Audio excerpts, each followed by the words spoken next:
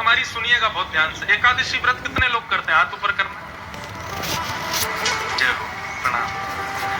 अब हमारी एक बात, एकादशी व्रत का प्रयोजन क्या है? क्यों रखते हैं हम एकादशी? व्रत का मतलब होता है अपन किसी, अभी अगर हमसे पूछा जाए व्रत का मतलब क्या है, अन्न का त्याग व्रत मानते हैं हम लोग।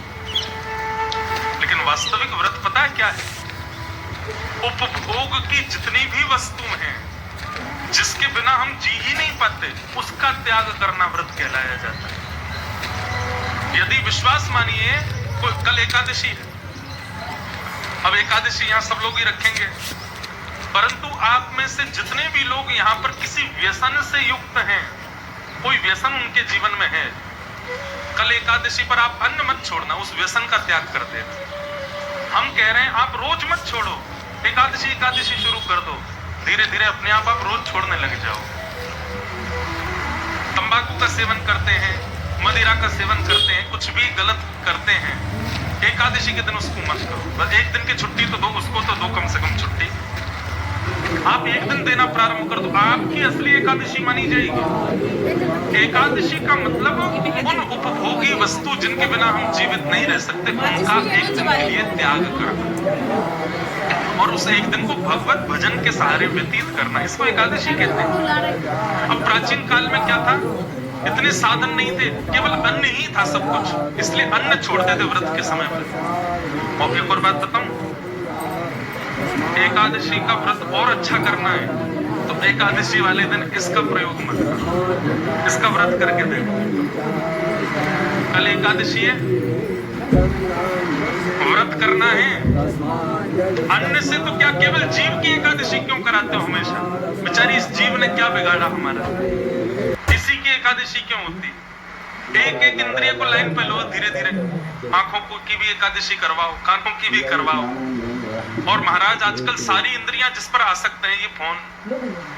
एक दिन एकादशी व्रत हमारे कहने से आप ऐसे कर लो कि 24 घंटे समय पूछ लो, बिल्कुल एकादशी कितने बजे शुरू हो रही है, कितने बजे पूरी हो, उतनी देर फोन चलाना ही नहीं है, यूज ही नहीं करना, बस बिना फोन के रह के देखो। आप विश्वास मानिए, अन्न छोड़कर एकादशी करने पर बिहारी जी की इतनी बढ़िया अनुभूति नहीं होगी जितनी बढ़िया अनुभूति आप व्यसन और इस प्रकार की आसक्त वस्तु का त्याग करके आप ठाकुर जी को याद कर पाओ। ये असली व्रत है। व्रत लेने हैं तो ये लोग, अब नवरात्रि आएगी, 9 दिन लोग अन्न नहीं खाएंगे। महाराज ऐसे ऐसे लोग भी देखे मैंने, केवल पानी पीते, दूध पी के रह लेते हैं। ये कोई बड़ी बात नहीं है, फोन के बिना रह के दिखाओ 9 दिन, तो माने हम नहीं रह पाओ। व्रत का मतलब उस वस्तु का त्याग जिसके बिना आप विचलित हो जाओ। प्राचीन, अब 500-600 वर्ष पहले अन्न के बिना ही नहीं रह पाता था आदमी, इसलिए अन्न का त्याग किया जाता था एकादशी के दिन। अब आजकल तो बहुत सारी चीजें हो गई हैं, उनका त्याग करके देखो एकादशी के दिन। सही बता रहे हैं, 9 दिन में यदि नई देवी भद्रकाली प्रकट हो जाए, वाह, तेने फोन नहीं चलाया, 9 दिन से तूने फेसबुक नहीं खोला। ऐसा नहीं है कि फोन बुरी वस्तु है, परंतु बंधुओं, हमारी आसक्ति ठाकुर जी के अलावा किसी में भी होगी ना तो वो बुरी बन जाएगी। और इस समय सत्य मानिए, आसक्ति का मूल केंद्र बिंदु यही बन गया है, आसक्ति। मैं तो अपनी कथाओं में कहता हूं 50 साल बाद तो ऐसा हो जाएगा। अब धीरे धीरे आज का जो युवा समाज है, यूथ है, उनको भोजन पानी थोड़ी चाहिए, उनकी खुराक देखो, 2 रोटी, 1 रोटी, चावल दाल, ये तो वो हफ्ता में 1 आध दिन खाते हैं, बाकी के दिन तो पिज्जा बर्गर थोड़ा थोड़ा खा के उनका पेट भर जाता है। क्यों? भोजन छूट गया हमारा, इसकी वजह से खुराक कम हो गई है बच्चों की, पौष्टिक खाना बंद कर दिया है आज के युवाओं ने। खाएंगे तो कचड़ा खाएंगे और उसके अलावा देखेंगे तो इसको देखते रहेंगे पूरे दिन। घर में 8 सदस्य बैठे हैं एक ही टेबल पर, लेकिन बात नहीं कर रहे। क्यों? 8 फोन पे चल रहे हैं। अभी बीच में कुछ ऐसा होता था कि दंगे हो जाते थे ना कहीं पे, तो वहां का इंटरनेट बंद हो जाता था उस क्षेत्र का। महाराज, बिना एसी के सोना मंजूर है, बिना बिस्तर के सोना मंजूर है, इंटरनेट पूरी रात नहीं चले, सोएंगे कैसे हम हम सो ही नहीं पा रहे, जी नहीं पा रहे। क्या आपको ऐसा नहीं लगता कि हमारे प्राण इसमें बस गए हैं? सुबह सुबह आप उठो और आपका फोन गायब हो जाए तो आधे प्राण तो तभी निकल जाएं आपके। एक एक दिन करके प्रारंभ करो, 15 दिन में एक बार एकादशी आती है। धीरे धीरे उस वस्तु के बिना रहने का, ये डी अटैचमेंट बहुत जरूरी है बंधुओं। अटैचमेंट ही सबसे ज्यादा कष्ट का कारण बनता है और हम लोग डी अटैच होना नहीं जानते, वस्तुओं से, संबंधों से, चीजों से। डी अटैच होना सिखाती है कथा, चीजों से, संबंधों से, वस्तुओं से। क्योंकि जितना डी अटैच्ड रहोगे, जितना संबंधों से विमुख रहोगे, उतना हृदय में शांति बनी रहेगी, थोड़ा प्रसन्न रहोगे, आत्म कल्याण कर पाओगे अपना। जितने ज्यादा संबंध उतने ज्यादा दुखी रहोगे जीवन में, जितने कम संबंध उतने ज्यादा आनंद। इसलिए संबंध कम बनाओ तो उन्हीं से बनाओ जो हरि सन्मुख हो, जो बिहारी जी से प्रेम करते हैं, उनसे संबंध बनाओ। हमारे वृंदावन के ठाकुर जी हैं मदन मोहन जी। राजस्थान पर एक बहुत बड़ी कृपा है हमारे वृंदावन की। क्या? हमारे वृंदावन में 7 प्रमुख ठाकुर हैं, गोविंद देव जी, मदन मोहन जी, युगल किशोर जी, गोपीनाथ जी, राधा रमन जी, राधा वल्लभ जी और श्री बांके बिहारी। ये 7 प्रमुख ठाकुर हैं, जिनमें से केवल 3 ठाकुर जी वृंदावन में हैं, राधा रमन जी, राधा वल्लभ जी और बांके बिहारी। बाकी 3 ठाकुर राजस्थान में हैं, 2 तो जयपुर में ही है, गोविंद देव जी और गोपीनाथ जी, मदन मोहन जी करौली में, और एक ठाकुर जी युगल किशोर जी, वो हैं पन्ना में, मध्य प्रदेश में। तो राजस्थान पे तो बड़ी कृपा है ठाकुर जी की। अच्छा, ये तो थे सप्तनिधि वृंदावन के। और हमारे श्री गोवर्धन नाथ श्रीनाथ जी, वो विराज रहे उदयपुर में, उदयपुर के पास नाथद्वार में। कांकरौली में श्री द्वारिकाधीश जी। ऐसे तो बहुत सारे ठाकुर जी वृंदावन से, हमारे ब्रज से राजस्थान में विराजे। उसके पीछे कारण यह था कि जब मुगल आए ना, तो मुगल मंदिरों पर आक्रमण करते थे। अब वृंदावन के तो राजा रानी हमारे ठाकुर जी और किशोरी जी हैं। अब वे दोनों तो रास बिहार में इतने आनंदित, कहां मुगलों से युद्ध करें। तब राजस्थान के राजाओं ने वृंदावन के पुजारियों को और वहां के वैष्णवों को कहा, आप ठाकुर जी को लेकर यहाँ आओ, हम अपनी सेना खड़ी कर देंगे, देखें तो सही कौन आक्रमण करेगा। इसलिए कुछ ठाकुर जी हमारे ब्रज के राजस्थान में आ गए। तो करौली में विराजमान है श्री मदन मोहन जी। अब ये कथा हम क्यों सुना रहे हैं? प्रायोरिटी पहले ठाकुर जी को दो, बाद में सब कामों को दो। करौली में मदन मोहन जी के मंदिर में झाड़ू का काम करते थे, उनका नाम था काले खां। क्या नाम था? काले खां। काले खां बड़े प्रसिद्ध हैं, मैंने उनका चरित्र पढ़ा भी है, श्री काले खां जी का। तो काले खां जी के नाम से आज भी मदन मोहन जी की आरती होती है। तो ऐसा होता ही नहीं कि काले खां को प्रणाम नहीं करते। देखो कितनी बड़ी बात, हमारे हिंदुओं के इष्ट ठाकुर जी हैं और उनकी आरती होती है, तो आरती में एक विजातीय व्यक्ति का स्मरण किया जाता है, तब आरती संपन्न होती है श्री मदन मोहन लाल जी की। तो काले खां जो थे वो झाड़ू का काम करते थे मंदिर में। अपना घर चलाने के लिए उन्होंने ये कार्य स्वीकार किया। परंतु देखो यहाँ बहुत सारी बातें इसी कथा में सिद्ध हो जाएंगी। ठाकुर जी के प्रति प्रेम होने के लिए हमको हिंदू धर्म में होना, एक भक्त कुल में जन्म लेना, या हमारा एनवायरमेंट भक्ति युक्त होना जरूरी हो, ऐसा नहीं है। रैदास जी कहते हैं, सो ही सुहागन प्रिय जाहि रीझे। भक्ति वो ही कर सकता है जिससे ठाकुर जी रीझे हों। इसलिए अपने लिए ताली बजा लेना कि हम लोग कथा सुन रहे हैं, तो इसका मतलब ठाकुर जी हमसे रीझे। आप अपनी इच्छा से सुन ही नहीं सकते, मैं अपनी इच्छा से सुना ही नहीं सकता। यदि मैं बिहारी जी जा रहा हूं, मैं कथा में आ रहा हूं, मैं वृंदावन जा रहा हूं, तो इसका मतलब ये बात निश्चित है कि ठाकुर जी मुझसे प्रीति करते हैं, इसीलिए ये संभव है। वो नाराज हो जाए तो हमारी मजाल क्या जो हम अपने बिस्तर से उठ के और कहीं नहा धो करके बिहारी जी भी चले जाएं? नहीं जा सकते। वो अपनी महफिल में हमको दाखिल कर लेते हैं, अपनी आंखों के आगे हमको खड़ा कर लेते हैं, इसका मतलब वो भी हमको देखना चाहते हैं, इसीलिए। तो काले खां एक विजातीय व्यक्ति, हिंदू भी नहीं था, केवल अपने घर को चलाने के लिए झाड़ू का काम करता था मंदिर के पास। इसी बहाने उसको कभी कभी मदन मोहन जी दिख जाते थे। देखते देखते, झाड़ू लगाते लगाते अब उसकी आदत में आ गया कि अब वो बिना श्याम सुंदर को देखे रह नहीं पाता। रोज मंदिर में जाता, झाड़ू लगाता और पीछे सीढ़ियों पे ही खड़ा हो जाता, अंदर तो जाने की उसको अनुमति नहीं थी। तो वहीं से भीड़ जब इधर उधर होती थी तो बीच में से थोड़ी सी झांकी श्री मदन मोहन जी की उसको दिख जाती थी, मानो उसको ऐसा लगता था उसका हृदय परम शीतल हो गया हो, परम आनंदित हो गया हो। धीरे धीरे भक्ति प्रस्फुटित होने लगी हृदय में। अब तो ये स्थिति हो गई कि मंगला में पहुंच जाता और शयन करा के घर आता था वापस। और इससे परिणाम ये हुआ कि पत्नी जो थी काले खां की वो बड़ी बरसती थी। परिवार के लोग उसको काफिर बोलते थे, बोले बताओ जन्मा हमारे कुल में, कभी खुदा को तो याद करता नहीं, वहां पत्थर पूजने चला जाता है, इस प्रकार की बातें बोलते। लेकिन उसको किसी से कोई फर्क नहीं पड़ता। वो तो और आनंदित हो गया जब उसकी पत्नी उसके बिल्कुल विपरीत होती चली गई, तो वो तो और खुश हो गया।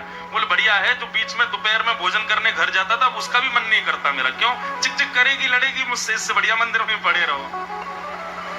अच्छा एक बात कहें, मैं अपनी कथा में कहा करता हूं, हमारे संबंधी यदि अनुकूल हों तो ये बिहारी जी की कृपा, लेकिन हमारे संबंधी यदि प्रतिकूल हों तो ये समझो बिहारी जी की डबल कृपा है।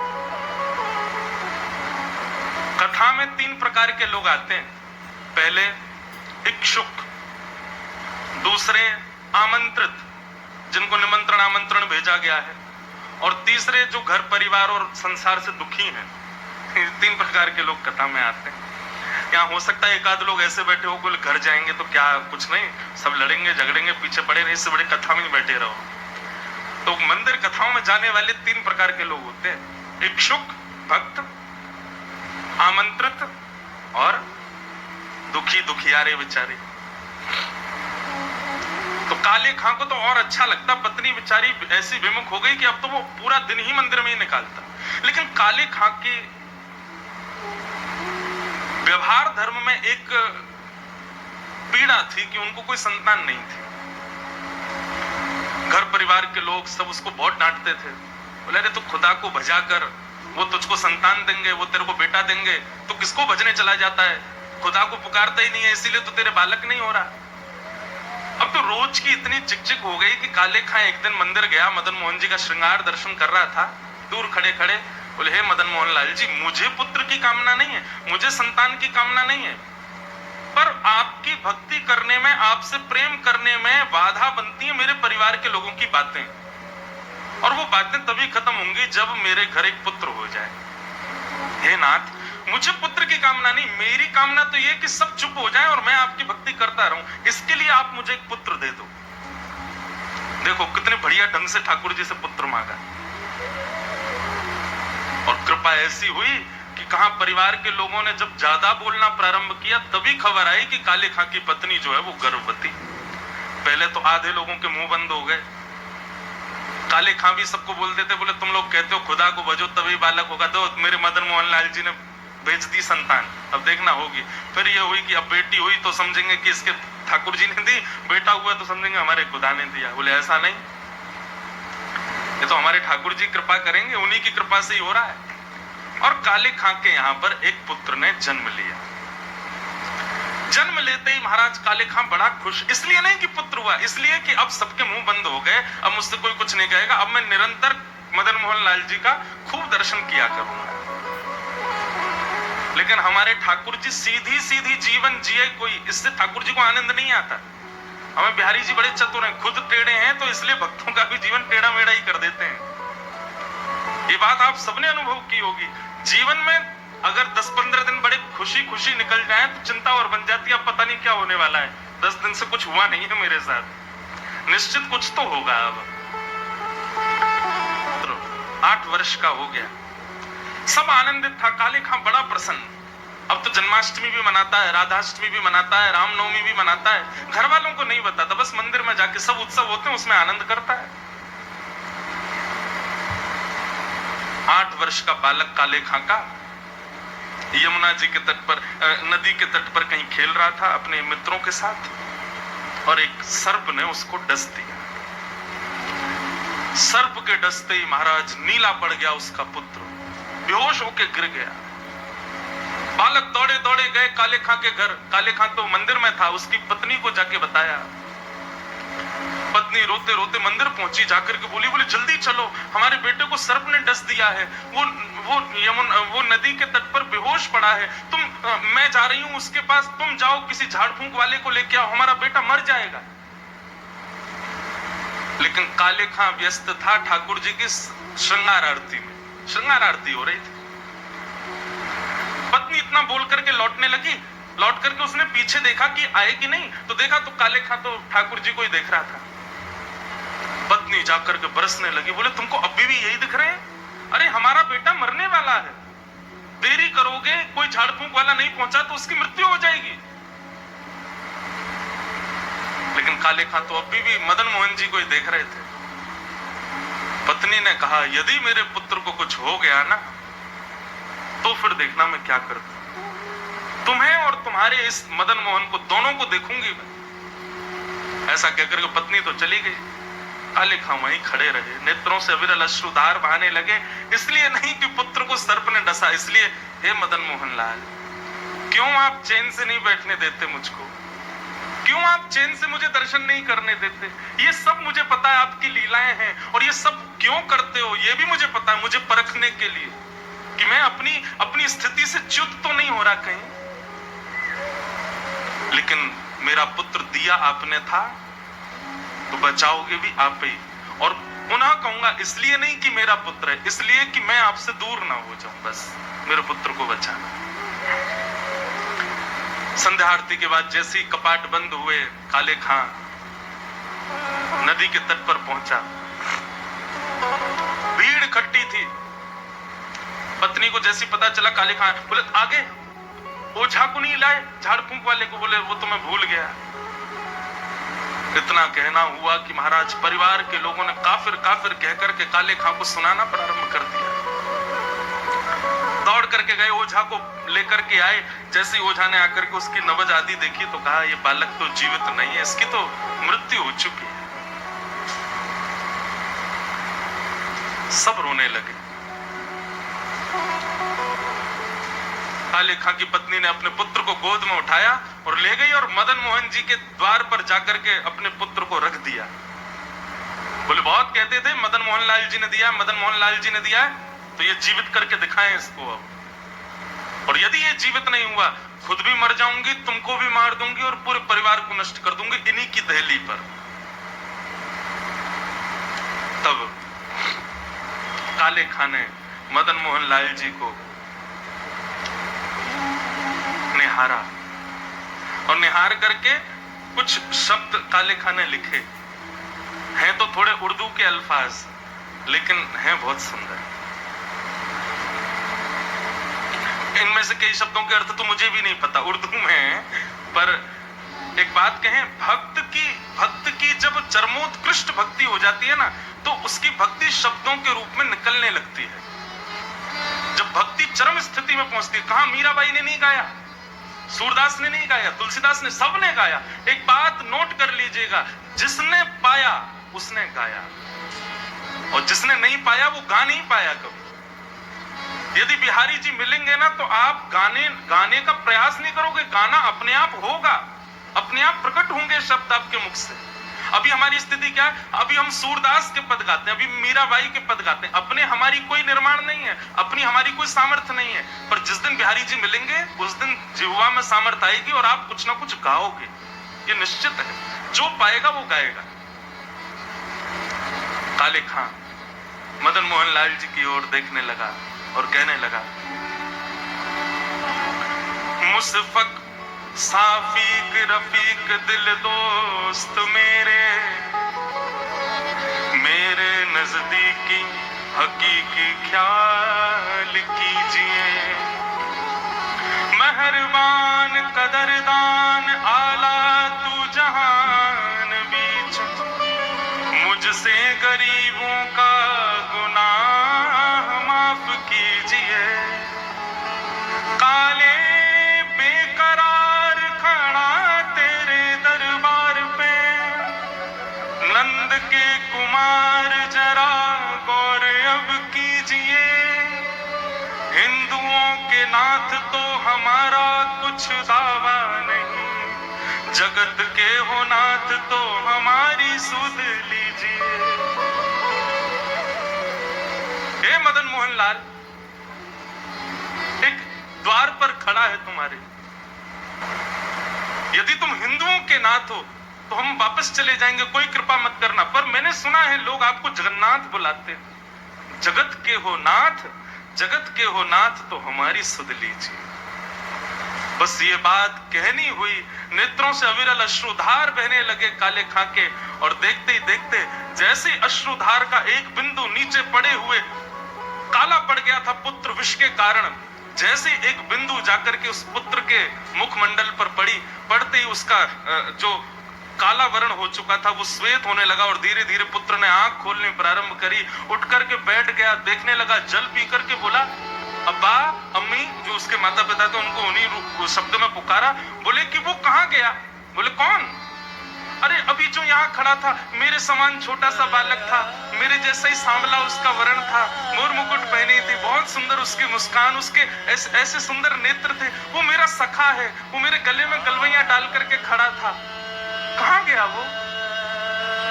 और ये भाव देखते ही वहां खड़े जितने लोग थे सबने मदन मोहन लाल जी को दंडवत प्रणाम किया।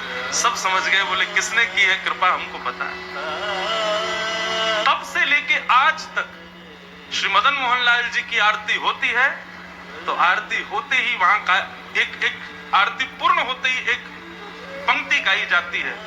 कारे के बेटा को जब कारे ने खाया, कारे के बेटा को जब काले ने खाया, कारे की कविता सुन बेटा जिवायो है। काले खां के बेटा को जब काले नाग ने खाया तो काले खां की कविता सुन करके उसके बेटा को जिवाने वाले बोल मदन मोहन लाल की जय। ऐसे श्री मदन मोहन लाल जी, ऐसे हमारे श्री वृंदावन बिहारी लाल, भरतपुर बिहारी लाल। तो ये कथा क्यों सुनाई? हमारे यहाँ प्रायोरिटी पहले बाकी के सारे कामों को और फिर उसके बाद ठाकुर जी को नहीं। यदि भक्त हैं, यदि वैष्णव हैं, यदि आप सांसारी हो तो निश्चित है बिहारी जी को चौथे पांचवें नंबर पे ही रखो।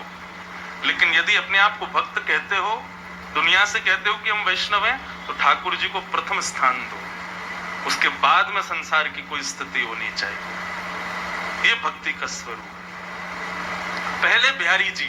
पहले बिहारी जी से संबंधी वस्तु, पहले बिहारी जी की कथा, पहले बिहारी जी के संबंध की कोई भी क्रिया, उसके बाद कोई और क्रिया। और एक बात और कह दें, सावधानी के रूप में टर्म्स एंड कंडीशंस पहले ही बता दे रहे हैं। आप जिस दिन इस चीज को अपने जीवन में लागू करोगे कि पहले बिहारी जी, उस दिन से परीक्षाएं 4 गुणित बढ़ जाएंगी आपकी, क्योंकि ठाकुर जी फिर चेक करेंगे, अच्छा प्रायोरिटी हमें पहले, ले बेटा अब बता। बस उससे घबराना नहीं। कैसी भी परिस्थिति जीवन में आए, कैसी भी स्थिति, कितने भी भयानक झोंके जीवन में आ जाएं, अपने भक्ति की नींव को आप मजबूत रखना। बस विश्वास बिहारी जी के प्रति प्रबल है तो काले खां का पुत्र मरकर के पुनः जीवित हो सकता है। मीराबाई विष का प्याला पीकर के भी मृत्यु को प्राप्त नहीं कर सकती। गोस्वामी तुलसीदास का पूरा परिवार बिखरने के बाद भी वे मानस की रचना कर सकते हैं। गोस्वामी तुलसीदास जी का कभी चरित्र पढ़िएगा, कितने शत्रु थे उनके, कितनों ने मारने का प्रयास किया, लेकिन गोस्वामी जी का कोई बाल बांका नहीं कर पाया। बस ठाकुर जी विश्वास के लिए परीक्षाएं जरूर लेंगे, चेक करेंगे, देखें तो सही हम प्रथम प्रायोरिटी हैं कि नहीं, हम प्रथम स्थान पर हैं कि नहीं। इसलिए हमारा हाथ जोड़ के निवेदन, जो अपने आप को भक्त कहते हैं, पहले ठाकुर जी को प्रथम स्थान दीजिए, उसके बाद किसी और को। और इसी भाव को हृदय में धारण करके कथा सुनिए, सत्संग सुनिए, मंदिर जाइए। प्रथम तो ठाकुर जी हैं, उसके बाद में कोई और।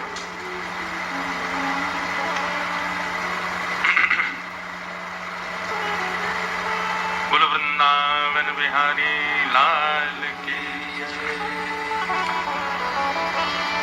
भूमिका में चले गए ज्यादा, पर अच्छा ही था। जो भी भाव निर्मित हो श्री बिहारी जी की कृपा से ही होता है। तो हम ये विषय क्यों लेकर के प्रारंभ किया था? ये विषय प्रारंभ किया था स्मृति शब्द से, कि वो 5 वर्ष पुरानी जो स्मृति है ना, उसी स्मृति का कल हम फोन कर दें कि भैया सुनो आज ना कथा आप ही लोग कर लो, हम थोड़े थक रहे हैं, हम नहीं आ रहे, तो ऐसा हो सकता है? भरतपुर के अखबार में छप जाएगा, हमारा जयपुर तक वृंदावन तक हल्ले हो जाएंगे। इंद्रेश जी ने भरतपुर में कथा की और तीसरे दिन फोन करके कहा हम थक गए, हम नहीं आ रहे। हम कर ही नहीं सकते, हमको आना ही पड़ेगा, चाहे सर दर्द हो चाहे पेट दर्द हो। मतलब बाकी के लोग तो समय निकालने के लिए सोचते हैं ठाकुर जी के लिए, हमारा तो कान ही बिहारी जी ने पकड़ा, बोले नहीं बैठना ही पड़ेगा तुझे, तो करनी ही पड़ेगी। घर में चाहे किसी का ब्याह हो, घर में चाहे कुछ भी हो, हमको कथा करने जाना ही पड़ता है। तो ये तो ठाकुर जी की हम पर कृपा है, तो इससे पुण्य तो बनते होंगे बंधुओं, कथा सुनाते हैं, इतने लोग सुनते हैं तो पुण्य तो मिलते होंगे। पर हमने पहले ही सोच रखा है नाथ इस पुण्य के बदले हमको एक ही चीज देना, क्या? हम वैकुंठ आएंगे ये तो हमको पता है, ये तो निश्चित हम जान चुके हैं, वैकुंठ से नीचे तो हमको मिलने वाला नहीं है। लेकिन हम वैकुंठ में आकर के भी कथा करें और शंख चक्र गदा पद्मधारी हमारे बिहारी जी के ही पूर्ण अवतार श्री नारायण को सामने बैठा करके कथा सुनावे, वहां भी कथा करें। लेकिन हम अकेले नहीं जाएंगे वैकुंठ, जिस जिस शहर में जितनी कथाएं करेंगे और जहां जहां के जितने जितने लोग कथा सुनेंगे वे सब भी हमारे संग ही जाएंगे वहां। इसीलिए हमने अपनी व्यासपीठ का नाम भक्ति पथ रखा, भक्ति का रास्ता, भक्ति का मार्ग, जो सीधे बिहारी जी के पास जाएगा और उनके सामने बैठ के हमको कथा करनी है। तो उसमें कुछ शहर हैं जहां भक्ति पथ परिवार अपनी गतिविधियों से, अपने सत्संग से, अपने क्रियाओं से इस भाव को, इस संकल्प को सार्थक कर रहे हैं। उसमें यदि ऐसा कह दूं तो कोई अतिशयोक्ति नहीं, पहले नंबर पे भरतपुर ही है। तो निश्चित है भरतपुर के आप सब लोग हमारे साथ वैकुंठ की यात्रा में, आप सबकी टिकट कट चुकी है, नहीं मन होगा तो भी चलना पड़ेगा, सब चलोगे हमारे साथ। और वहां 7 दिन के लिए जाएंगे बस हम लोग, 7 दिन कथा सुनाएंगे ठाकुर जी को, और ठाकुर जी कहेंगे वाह भैया बड़ी बढ़िया कथा सुनाई, अब दक्षिणा मांगो। तब दक्षिणा मांगेंगे, एहो विधि ना तो पे अचरा पसार मांगू, जन्म जन्म दीजो या ही ब्रज बसिवो। अब हमको दोबारा ब्रज में ही भेज दो आप। तो 7 दिन रहेंगे वैकुंठ में, फिर दोबारा आ जाएंगे वृंदावन में, फिर से यहाँ पर खूब कथाएं आदि करके फिर जाएंगे, फिर आ जाएंगे। तो यही संकल्प है, इसीलिए इसका नाम भक्ति पथ है। आप सब पथिकों को बहुत बहुत शुभकामनाएं कि आप सब इस पथ के पथिक हो। खूब आनंद से हम लोग ठाकुर जी की प्राप्ति करेंगे, निश्चित है मिलेंगे ही मिलेंगे बिहारी जी, इससे नीचे काम बनने वाला हमारा है नहीं। तो उसमें भरतपुर बहुत आगे है, तो भरतपुर के लोगों को बहुत बहुत शुभकामनाएं। आओ आज के प्रथम दिन के सत्र में हम लोग भागवत जी के महात्म्य में प्रवेश करते हैं।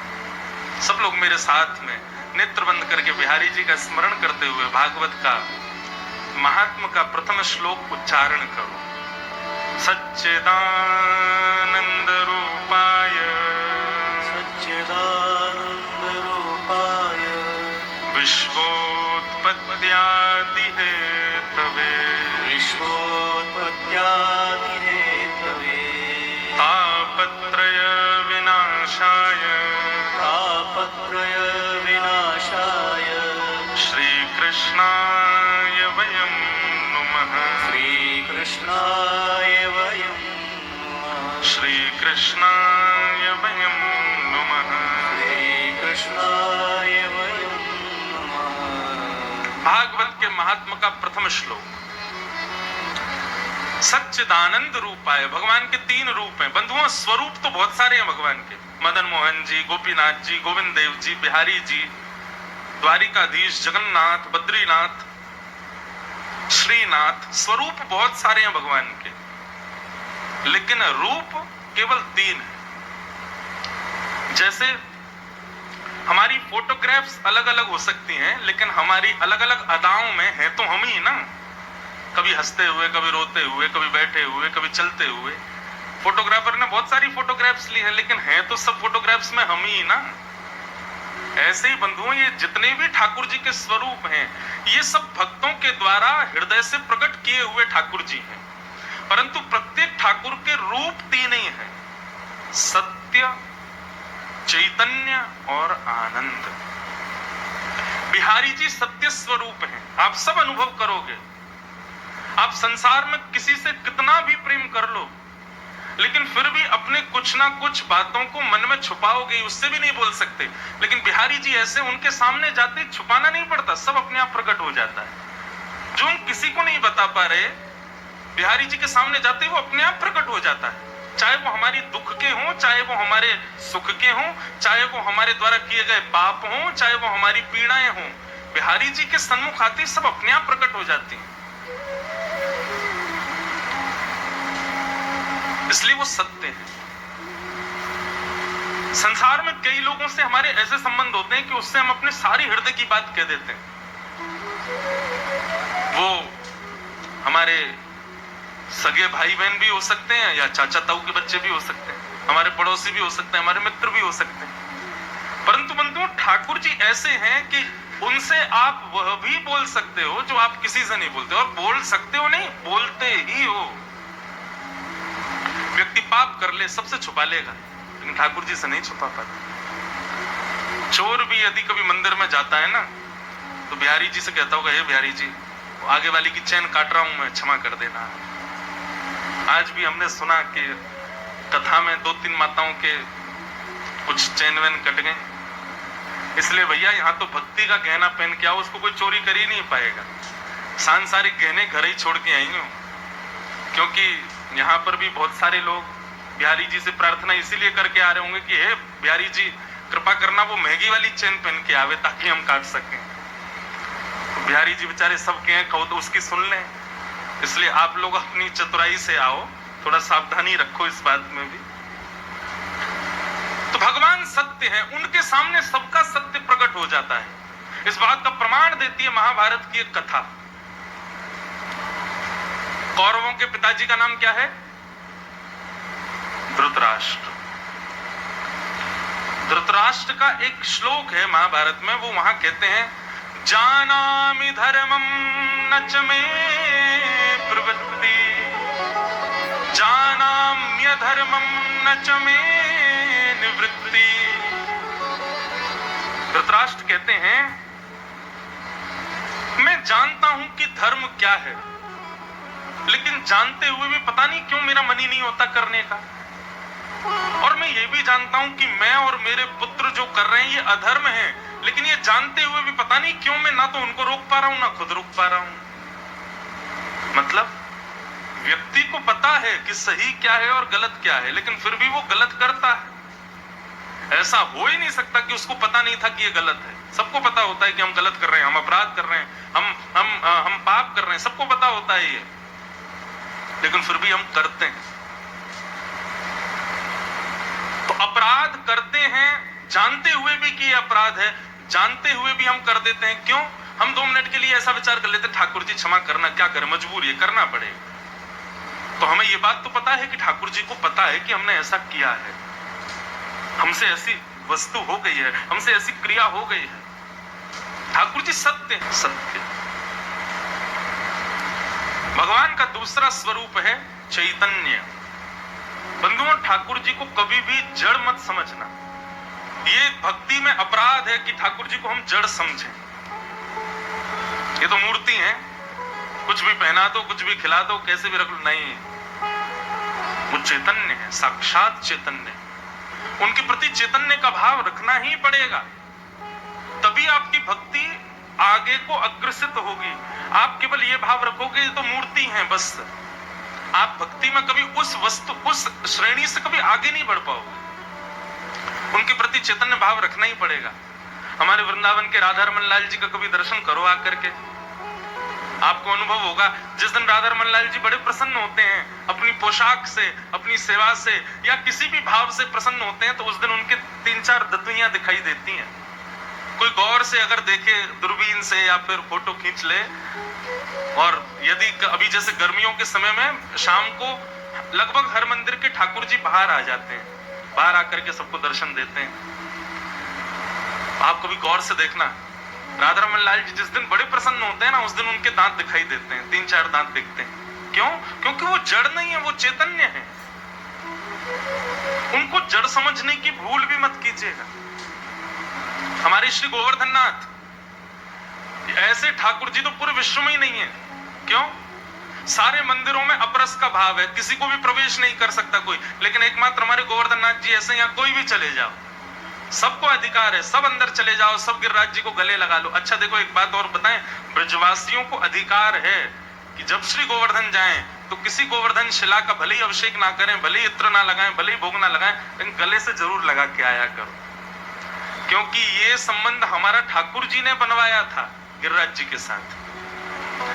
और एक और बात बताएं, गिरिराज जी में जितनी भी शिलाएं, गिरिराज जी से जो अलग शिलाएं दिखाई देती हैं, जो गिरिराज जी पर लेटी हुई हैं, ये सब अनन्य ब्रजवासी ही शिला बनकर के गिरिराज जी को माने आलिंगन कर रहे हैं, अपने हृदय से लगा रहे हैं। हमारे गिरिराज जी को आलिंगन जरूर किया करो, श्री गोवर्धन नाथ जी को। तो भगवान चैतन्य है, वो जड़ नहीं है, जड़ कभी नहीं मानना उनको। आप जिस दिन ये भाव रखोगे कि ये जड़ हैं, आपसे उसी दिन से अपराध बनने प्रारंभ हो जाएंगे। सेवा में अपराध, भोग में अपराध, भक्ति में अपराध, उसी दिन से अपराध बनने लग जाएंगे। इसलिए आप उनको चैतन्य समझो। चैतन्य समझोगे, चैतन्य मानोगे। अच्छा, चैतन्य मानने का मतलब एक और सुन लीजिए, इसका मतलब ये भी नहीं कि आप ठाकुर जी को सब जगह संगी लेके चलो, डलिया में कहीं भी ले जा रहे, कहीं का समय। इस समय ठाकुर जी गौचारण में ही होते हैं, अपने ग्वाल बालों के संग होते हैं। इसी भाव से हम कथा में आते हैं कि ठाकुर जी तो गैया चरावे गए, हम कथा करवे चले जाएंगे, शाम को जब जाएंगे तब तक ठाकुर जी आ जाएंगे। ये भाव बंधुओं कब प्रकट होंगे? जब आप अपने ठाकुर जी को जड़ ना समझ के चैतन्य समझो। जैसे हमें सर्दी लगती है, हमें गर्मी लगती है, हमें भूख लगती है, हमें प्यास लगती है, ऐसे ही ठाकुर जी वो जड़ नहीं है। व्यक्ति के कमरों में एसी लगे हैं, ठाकुर जी के कमरे में पंखा लगा है, वो भी जोर जोर से आवाज कर रहा है, चर्र चर्र चर्र, धीरे धीरे चलता है। क्यों? ठाकुर जी के लिए भी एसी लगाओ, वो जड़ नहीं है, वो चैतन्य है। ठाकुर जी के लिए भी उतनी व्यवस्थाएं रखो जितनी व्यवस्थाएं आपके लिए। और ये सब भाव बंधुओं कब प्रकट होंगे? जब भगवान को आप जड़ नहीं समझो, चैतन्य समझो। बुरा नहीं मानिएगा, कान पकड़ के क्षमा है सब लोगों से। अपने कमरों का कद देखिए और ठाकुर जी के मंदिर का कद देखो, छोटा ही होता है हर घर में। हमारे घर आना, हमारे लाल जी का कमरा देखना, सारी फैसिलिटी है हमारे ठाकुर जी की। ऐसा नहीं कि उनको जरूरत है, ऐसा इसलिए क्योंकि हमें पता है वो चैतन्य है, वो जड़ नहीं है, उनको चैतन्य भाव है। पता चली महाराज 7 दिन में ऐसे हो गए आप लोग, कईयों ने तो घरों में कंस्ट्रक्शन करवा दिए, कमरा खोलो महाराज, बड़े करो, भगवान के कक्ष बड़े बड़े बनाओ। हमारा निवेदन केवल इतना है, जितना संभव हो सके उतना भाव रखो, लेकिन रखो चैतन्य वाला कि ये चैतन्य है। गर्मी, सर्दी, भूख, प्यास, सोना, उठना, ये सब भाव ये तभी प्रकट होंगे जब ठाकुर जी को चैतन्य मानो। तो भगवान का दूसरा स्वरूप क्या है? चैतन्य। पहला सत्य, दूसरा चित्त यानी चैतन्य, और तीसरा आनंद। जब आप सत उस परमात्मा को चैतन्य मानने लग जाओगे तो भक्ति में आनंद आने लग जाएगा। यही अर्थ है सच्चिदानंद रूपाय। आनंद। बिहारी जी का कितनी भी बार दर्शन करा लो, बिहारी जी की कितनी भी कथा सुना लो, वृंदावन कितना भी घुमा लाओ, गोविंद देव जी कितनी भी चले जाओ, गिरिराज जी की कितनी परिक्रमा लगाओ, आनंद ही आता है। अब गिरिराज जी की परिक्रमा में भले ही पांव दुखते हैं, घुटने दर्द करते हैं, नसें खिंच जाती हैं, बेचारे गिरते पड़ते ही सही, रिक्शा में लद लद के सही, लगाते तो हैं पूरी परिक्रमा। क्यों? क्योंकि शारीरिक पीड़ा भले ही होती हो, लेकिन आत्म सुख मिलता है, आत्म आनंद मिलता है, बड़ा अच्छा लगता है। मानो ऐसा लगता है कि जब गिरिराज जी की परिक्रमा जब 5 किलोमीटर की रह जाती है और जब वो भी हम पूरी पार कर जाते हैं तो ऐसा लगता है कितनी बड़ी हमने अपने जीवन की उपलब्धि प्राप्त कर ली हो। जय हो गोवर्धन नाथ, बड़ी कृपा आपकी। हमारी पहले जब भरतपुर में कथा हुई थी उसके कुछ दिन बाद, शायद 1 वर्ष बाद, हमने दंडवती लगाई गिरिराज जी की। दुनिया के लोगों को साधारण समय लगता है गिरिराज जी की दंडवती लगाने, हमको लगे 18 दिन। हमारे अष्ट सखाओं में एक सखा हुए श्री कुम्मन दास, गोवर्धन नाथ जी के परम सेवक थे। सुंदर सुंदर पद गाया करते थे ठाकुर जी के आगे जाकर के।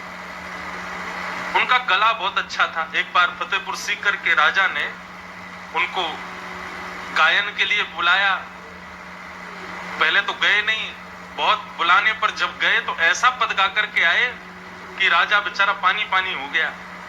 राजा ने कहा कि आप दक्षिणा मांगो, क्या चाहिए? तो कुम्मनदास जी बोले जो मांगेंगे सो दोगे? बोले हाँ देंगे।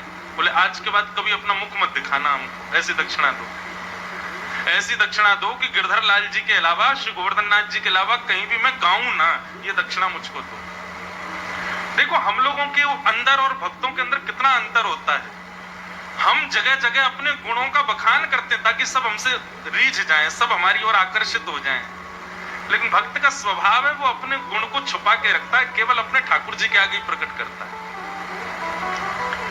तो कुम्मनदास जी की एक बार भक्ति की परीक्षा ऐसी हुई कि श्री गुसाई विठलनाथ जी उनको बोले चलो द्वारिका दर्शन करने के लिए चल रहे हैं। तो कुम्मनदास जी इतने व्याकुल हो गए, इतने व्याकुल हो गए। कुम्मनदास जी गुसाई जी से अब कह नहीं सकते कि भाई गुरु आज्ञा है, गुरु आज्ञा तो माननी पड़ेगी। हमारे सब पद वद रहते हैं ना इधर उधर, वो दूर धाड़ के कहेंगे। तो कुम्मनदास जी ने निवेदन करते हुए थोड़ी बहुत भाव तो प्रकट किए कि कैसे भी करके गुरु जी मान जाएं, हमको संग नहीं लेके जावें, लेकिन स्पष्ट नहीं बोल पाए कि गुरु जी हम नहीं जा पाएंगे।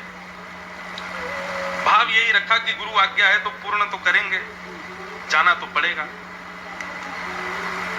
तो जैसे ही गुसाई जी के साथ द्वारिका जाने के, अब देखो कोई सांसारी जगह भी नहीं जा रहे, जा भी वहीं रहे जहां नंदनंदन ही बैठे, द्वारिका में भी तो ठाकुर जी हैं।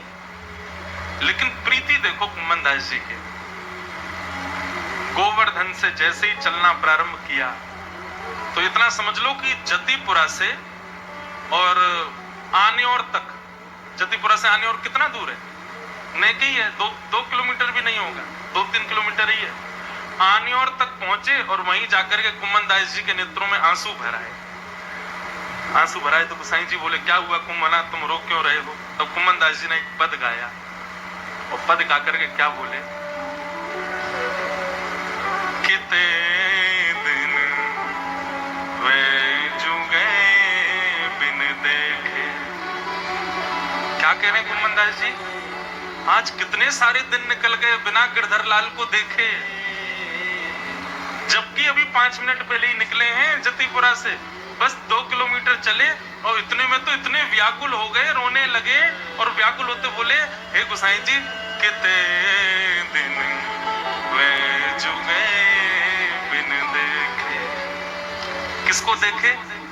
तरुण किशोर रसिक नंद नंदन, तरुण किशोर रसिक नंद नंदन, कछुक उठत मुख रेखे,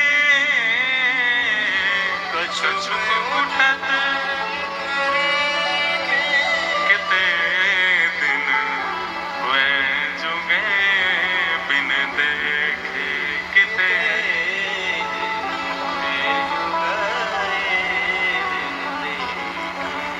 तरुण किशोर रसिक नंद नंदन, कछुक उठत मुख रेखे। तरुण किशोर मतलब बिल्कुल नवीन वपु जिनका है, बिल्कुल कसा हुआ बदन जिनका है, बिल्कुल तरुण अवस्था के नंद नंदन, जो रसिक शिरोमणि हैं, जिनके नेत्र भी रसीले। वल्लभाचार्य जी गाते हैं ना, अधरम मधुरम वदनम मधुरम चलितम मधुरम हसितम मधुरम मधुराधिपते अखिलम मधुरम। मधुराष्टकम में श्री वल्लभाचार्य जी कहते हैं ठाकुर जी के आप एक अंग को नहीं कह सकते कि ये मधुर नहीं है। आपके सामने कोई कहे देखना ये बालिका कितनी सुंदर है, कितनी भी सुंदर हो उसमें एक कमी तो निकल ही आएगी। ये बालक कितना सुंदर है, कितना भी सुंदर हो उसमें एक कमी तो होगी ही होगी, लेकिन हमारे बिहारी जी में कोई कमी नहीं है। प्रकट हुए तो प्रहलाद से बोले प्रहलाद सबको डर लग रहा है मेरे रूप से, तुमको डर नहीं लग रहा? तो प्रहलाद ने पता क्या उत्तर दिया, बोले ठाकुर जी क्षमा करना, आप जब आए ना तो मैंने सोचा कि मैं आपको नीचे से ऊपर तक पूरा देखूंगा, पर क्या करूं जब से आप आए हो मैं आपके चरणों को ही देख रहा हूं, मैं उसी से ही भर नहीं पा रहा तो ऊपर कैसे देखूं? जब से आप आए हो मैं आपके चरण ही देख रहा हूं। लोग कैसे आपके मुखमंडल को देख पा रहे हैं, मैं तो चरणों से ही भर नहीं पाया अभी तक। चरणों से जब ऊब जाऊंगा तब घुटना देखूंगा, फिर कटिभाग देखूंगा, फिर वक्ष देखूंगा, अंत में मुख देखूंगा ना। पर क्या करूं, जब से आप आए हो मेरी दृष्टि तो चरणों में ही है। सोचो ठाकुर जी कितने सुंदर है। हम बिहारी जी जाते हैं 2 मिनट में बाहर। महाराज स्थिति तो ये कि बिहारी जी गए, शरीर बाहर आ गया, लेकिन नेत्र चित्त वृत्ति तन मन पूरा सब भीतर ही रह गया बिहारी जी के पास। पर कहां जा रहे हैं, क्या कर रहे हैं, कैसे बैठे हैं, कुछ समझ ही नहीं आ रहा है। ये स्थिति जब गोसाई जी ने कुम्मन दास जी का ये भाव सुना ना, बोले बताओ ये 2 किलोमीटर चल के 10 मिनट में ये हालत है। ये द्वारिका तो दूर की बात, गोवर्धन की सीमा से बाहर पैर रखते इनके प्राण निकल जाएंगे। कुम्मन दास जी को हृदय से लगा कि गोसाई जी पता क्या बोले? बोले कुम्मन दास तुम्हारी सामर्थ्य नहीं है कि तुम उनको याद करो, तुम्हारी सामर्थ्य नहीं है कि तुम उनके लिए व्याकुल हो। वास्तव में तो ठाकुर जी तुम्हारे लिए व्याकुल हैं। तुम दौड़ के जाओ वापस उन्हीं के पास ही रहो। तुम व्याकुल नहीं हो, वो व्याकुल हैं तुम्हारे लिए। इसका मतलब बिहारी जी को देखे बिना यदि कभी हृदय में कुतूहल हो, बिना कथा सुने विचलित मन हो जाए, तो यही समझना आप नहीं हो, वो विचलित हैं आपके लिए। हमारे मन में कभी विचलन होता ही नहीं बिहारी जी से मिलने के लिए, कभी विचलन होता ही नहीं वृंदावन जाने के लिए, तो निश्चित है कि आप उनकी गणना में ही नहीं हो। लेकिन चित्त वृत्ति व्याकुल हो जाए, व्याकुलता ये भक्ति का प्रमाण है बंधु। जैसे सबके प्रमाण पत्र होते हैं ना, ये बहुत बढ़िया गायक, प्रमाण क्या, ये पत्र देखो प्रमाण पत्र, इन्होंने LLB की है, लॉयर हैं, क्या प्रमाण पत्र देखो, मास्टर्स की है, प्रमाण पत्र देखो, ये भक्त हैं। प्रमाण क्या है? व्याकुलता भक्ति का प्रमाण है। यदि व्याकुल हृदय नहीं है तो भक्त कहना बंद कर दीजिए, आप भक्त हो ही नहीं। व्याकुलता, दीनता, कितने सारे पॉइंट निकल के आते हैं। कोई लिखने वाला हो तो लिखा करो इनको, ये बढ़िया बातें हैं। यहाँ पे हम नहीं बोलते, यहाँ बैठ के पता ही नहीं कहां से भाव आते हैं। कई बार तो हमें ही लगता है कि हम भी कॉपी पेन लेके बैठे, जो बोला हम खुद लिख लें। ये बात है। व्याकुलता भक्ति का प्रमाण। कितने दिन वे जुगे। अच्छा देखो एक और बात कहें, ये सब पद हम हर कथा में नहीं सुनाते, ये भी कहीं कहीं प्रकट होते हैं, और ये यहाँ प्रकट हो रहे हैं। इसका मतलब कि बिहारी जी की इच्छा है। नहीं तो कथाएं तो सब जगह होती हैं, सब जगह पद नहीं आते इतनी जल्दी वाणी पर, इतनी जल्दी कथाएं याद नहीं आती। यहाँ बार बार ये भक्त चरित्र याद आ रहे हैं, इसका मतलब इस स्थान का भी प्रभाव है। भरतपुर में निश्चित बिहारी जी विराज रहे हैं, रसिक जन विराज रहे हैं, इसीलिए ये भाव प्रकट हो रहे हैं। तो सच्चिदानंद रूप आए, भगवान के सत्य चित और आनंद रूप है। ये भगवान के 3 रूप, विश्वोत्पत्त्यादि हेतवे, विश्व की उत्पत्ति, पालन और प्रलय, 3 क्रियाएं जो करते हैं। तापत्रय विनाशाय, 3 प्रकार के तापों को जो विनाश करते हैं, ऐसे श्री कृष्ण को हम प्रणाम करते हैं, ऐसे श्री बिहारी जी को हम प्रणाम करते हैं। बंधुओं एक बात और मैं थोड़ा प्रकाशित करूं, भक्ति करने से, भगवत सानिध्य लेने से आपके जीवन में कभी कष्ट नहीं आएगा, विपत्ति नहीं आएगी, ऐसा कभी मत सोचना। आप जिस पृथ्वी पर रहते हैं, इस पृथ्वी को शास्त्रों में कहा गया दुखालयम शाश्वतम। क्या कहा गया? दुखालयम। विद्या पढ़ने बालक कहां जाते हैं? विद्यालय। भोजन करने कहां जाते हैं? भोजनालय। कार्य करने कहां जाते हैं? कार्यालय। पुस्तक पढ़ने पुस्तकालय। ऐसे ही जैसे पुस्तकालय में पुस्तक ही मिलती है, भोजनालय में भोजन ही मिलता है, विद्यालय में विद्या ही मिलती है, कार्यालय में कार्य ही होते हैं, ठीक वैसे ही दुखालय में केवल दुख ही मिलता है, सुख नहीं है यहाँ पर। इसलिए भले ही मैं व्यास मंच पर बैठा हूं और आप लोग नीचे बैठे हो, इससे ये मत सोच लेना कि इनके जीवन में कोई कष्ट नहीं होगा, इनके जीवन में कोई दुख नहीं है, इनके जीवन में कोई विपत्ति नहीं, कोई प्रधानमंत्री बन गया तो वो दुखी नहीं है ना। जन्म लिया है यदि संसार में तो हो ही नहीं सकता कि उसके जीवन में दुख नहीं आवे। दुख तो आएगा, कष्ट तो आएगा, पीड़ा तो आएगी, परंतु भक्ति का मार्ग अपनाने से दुख दूर नहीं होता। होते। भक्ति का मार्ग अपनाने से केवल इतना होता है कि ठाकुर जी आपको बल प्रदान कर देते हैं उन दुखों से जूझने के लिए, उन दुखों के भवसागर को पार करने के लिए। क्या मीराबाई के जीवन में कष्ट नहीं आया? करमेती बाई, उनके जीवन में कष्ट नहीं आया? कर्माबाई, सबके भक्तों के चरित्र पढ़िए ना, सबके जीवन में कष्ट आया, पर भक्ति का प्रभाव ऐसा रहता है कि एक प्रकार से मैं आजकल अपनी कथा में कहता हूं, भक्ति क्या है? भक्ति एनेस्थीसिया का इंजेक्शन है। जैसे इंजेक्शन एनेस्थीसिया का लग जाए, फिर डॉक्टर भले कितनी भी चीर फाड़ कर ले, आदमी को पता ही नहीं चलता कि मेरे साथ क्या हुआ। काटा तो गया है, ऑपरेशन तो हुआ है, ब्लड तो निकला है, चीरा तो लगा है, लेकिन उसको कष्ट नहीं हो रहा है। क्यों? इंजेक्शन का असर है, सुन्न पड़ गया है। ठीक वैसे ही बंधुओं, ये भक्ति भी सुन्न करने वाला एक इंजेक्शन है। एक बार जब भक्ति का भाव लग जाता है ना, तो फिर व्यक्ति के जीवन में कष्ट तो आएंगे, लेकिन उसको अनुभव नहीं होगा, उसको पता नहीं लगेगा, उसकी अनुभूति में नहीं आएंगे। और ये प्रमाणित बात है, ये भी एक प्रमाण है कि कष्ट जीवन में आए और आप विचलित हो गए, आप दुखी हो गए, आप व्याकुल हो गए, तो इसका मतलब यह है कि अभी भक्ति का इंजेक्शन लगा नहीं है, इसीलिए पीड़ा हो रही है। भक्ति जीवन में आ जाए तो फिर पीड़ाएं तो आएंगी, लेकिन अनुभव नहीं होगा, अनुभूति नहीं होगी। तो कभी भी ये मंतव्य तो मत रखिएगा कि कथा सुनने से, भक्ति करने से पीड़ा नहीं आती जीवन में, हनुमान चालीसा पढ़ने से, नित्य पाठ करने से हमारा दिन भलिया ही जाएगा, ऐसा नहीं। हनुमान जी तो मानस में कहते हैं, प्रात लेत जो नाम हमारा, फिर क्या है आगे? मिले आहारा, उसको उस दिन आहार नहीं मिलता। कैसे कैसे भाव। और यहां तो पूरे भारत में अधिकांश घरों का प्रारंभ ही हनुमान चालीसा से ही होता है।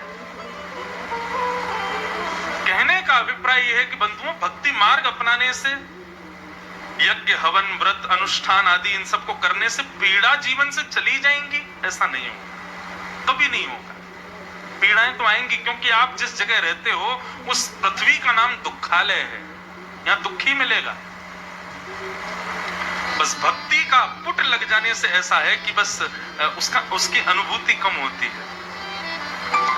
गोस्वामी तुलसीदास जी कहते हैं, दीन कहे धनवान सुखी, धनवान कहे सुख राजा को भारी, राजा कहे महाराजा सुखी, महाराजा कहे सुख इंद्र को भारी, इंद्र कहे चतुरानन को सुख, ब्रह्म कहे सुख विष्णु को भारी, पर तुलसीदास विचार कहे, हरि भजन बिना सब जीव दुखारी, हरि भजन बिना सब जीव दुखारी।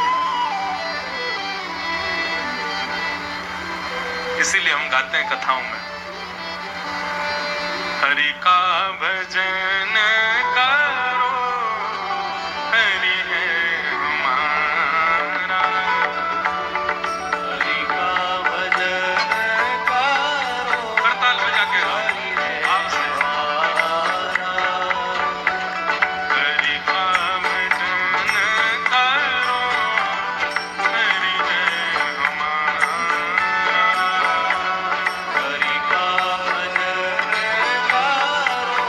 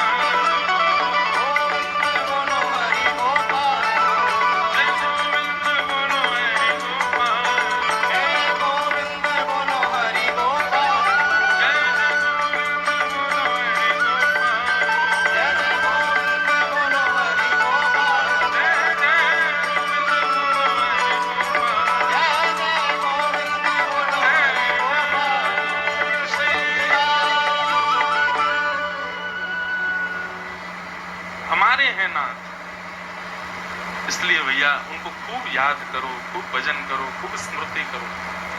अच्छा, केवल आप भगवत भजन करने से भक्त बनोगे? संसार में रहने के लिए सद्बुद्धि भी भक्ति से ही आती है। बिनु सत्संग विवेक न होई, राम कृपा बिन सुलभ न सोई। ये जो विवेक हमारे जीवन में, देखो ज्ञान जीवन में आना ये कोई जरूरी बात नहीं है। मैं फिर कह रहा हूं, ज्ञानी होने से कल्याण नहीं होता, विवेकी होने से कल्याण होता है।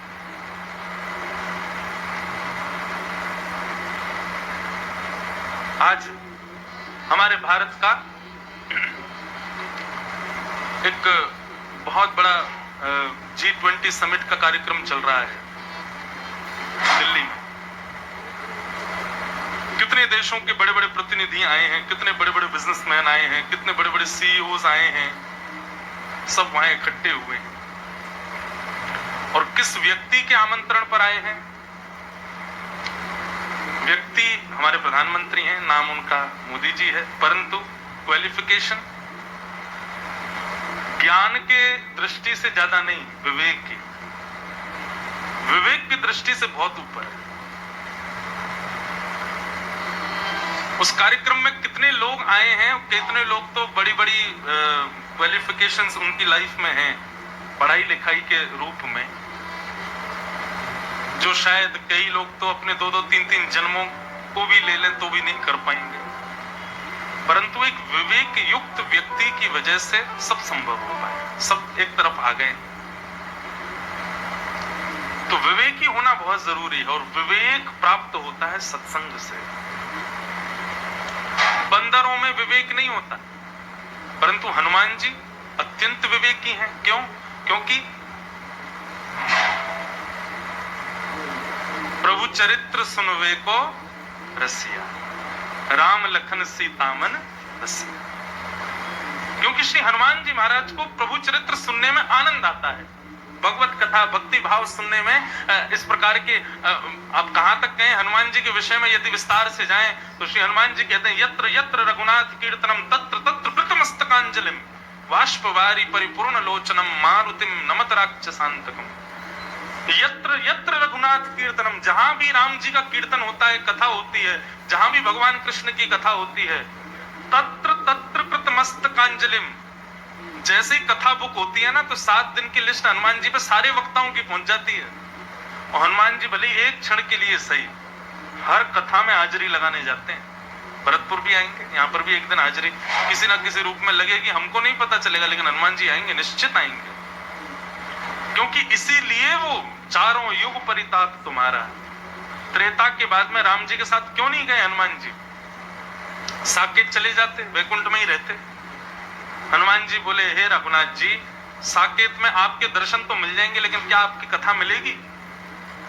भगवान बोले, जहां हम प्रत्यक्ष बैठे हैं, साक्षात हमारे दर्शन जहां हो रहे होंगे, वहां कथा की क्या आवश्यकता है? हनुमान जी बोले, तो फिर आपका साकेत, आपका वैकुंठ आपको ही शुभकामनाओं में देते हैं, हम तो यहीं पृथ्वी पर ही रहेंगे ताकि आपकी कथा सुनने को मिले। हनुमान जी से राम जी बोले कथा में ऐसा क्या है? बोले, प्रत्यक्ष जब आप सामने होते हो तो केवल 2 आंखों को दिखते हो, लेकिन कथा में आप सामने नहीं होते, लेकिन फिर भी रोम रोम को आपका अनुभव होता है। इसलिए नाथ, केवल 2 नेत्रों के लोभ में मैं साकेत क्यों जाऊं? मैं तो प्रत्येक रोम से आपका स्पर्श करूंगा, और वो संभव केवल कथा में ही होता है। इसलिए मुझे आप पृथ्वी पर ही छोड़ के जाओ। इसलिए हनुमान जी के लिए कहते हैं, चारों युग परिताप तुम्हारा। क्यों? कलयुग में भी हैं हनुमान जी, और क्या करते हैं पूरे दिन? केवल यही करते हैं, कहां कथा हो रही है, कैसी चल रही है, क्या हो रहा है, उस कथा में उनको आना। एक क्षण के लिए इस सैया में जरूर आते हैं हनुमान जी। अच्छा, हनुमान जी की पहचान क्या? कथा में हनुमान जी आए, हमें कैसे पता चले? तानपुरा स्वर,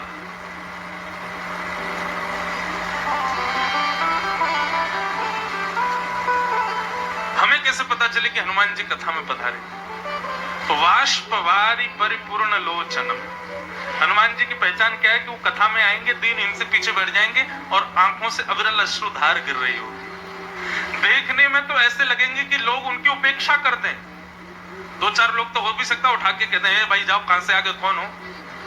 परंतु हनुमान जी ऐसे दीनहीन बन के आएंगे, नेत्रों से अविरल अश्रुधार गिर रही होगी और आकर के कथा में बैठते हैं निश्चित। तो भगवत कथा में प्रीति होना यही हमारी विवेक को श्रेष्ठ बनाता है।